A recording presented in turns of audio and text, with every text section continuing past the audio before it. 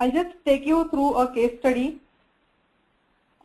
very quickly where this particular implementation has been done for a maintenance project where there was a huge legacy code before the team started working on those, and how we have basically implemented. So this is exactly what we follow is Sprint 0, where the entire release planning requirements, scoping and documentation happens along with your test planning.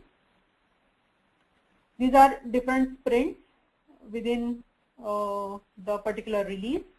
So as a part of sprint, you do sprint planning. There is a test-driven development TDD, which is followed by the developers. Now this TDD, as I explained, but these are some best practices that have been put in this particular project. So apart from ATDD, we also follow TDD, which is your test-driven development, which is done by the developers, and they write their unit test cases and even automate the same. So they are currently using Mockito as a framework for unit test cases. We have static code analysis also implemented, where we use fisheye and where we use checkstyle and findbug as a static code analysis tools, and the code reviews are done through fisheye. So there are many tools that are being used which have enabled us to practice ATDD in this particular project.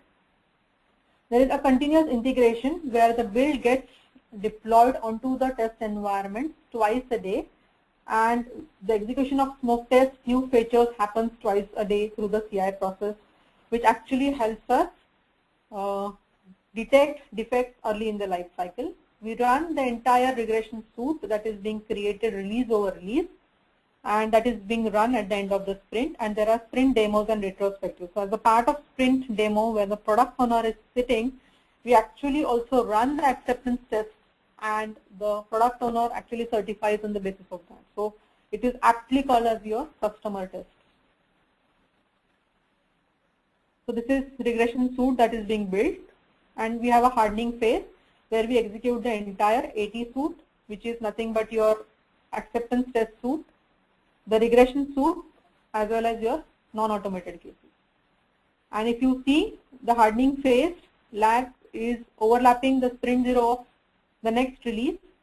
So you can see there is 100% resource utilization. So the developers are not free in this particular period, but they actually start with the requirement analysis of the other. And since testers test this and complete the testing well in advance, they also move to the sprint 0. And this has enabled us to actually release the product faster to the market. Certain metrics that I would like to highlight after we implemented this particular methodology. We have 0 defects captured in the system testing. So we initially had a system testing phase beyond a hardening phase, but now that phase has been scrapped because there were no defects found in system testing and there was no need.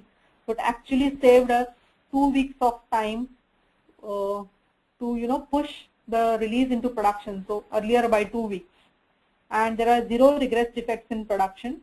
Eventually, the idea is to even get away with the hardening sprint. As I mentioned, we have fisheye, checkstyle, and findbug as our tools, and we have somewhere around 97% compliance achieved, which is a code compliance for static code. We have also integrated Sonar Cube, which also gives us a dashboard. Just a quick look probably at the dashboard, where it actually tells us how many lines of code.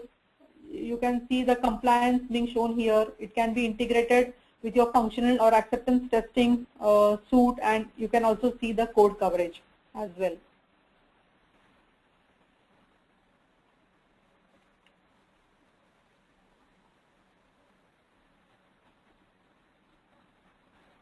So the regression suite is 83% regression suite is automated, and this is because you have been achieving in-sprint automation release over release. So your automation suite is very high. I mean, in terms of percentage is very high, and these are the different TDD and ATDD practices that probably we are following.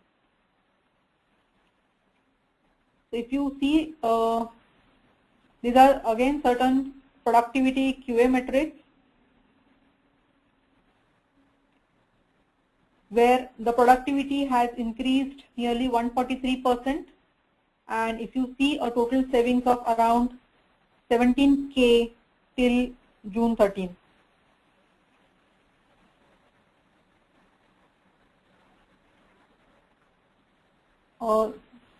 This is the automation ROI, which is being captured year over year, and we currently stand at 85% of effort ROI on the automation, which has led to a savings of around $492 $492K over these years, and this is a huge savings on the cost.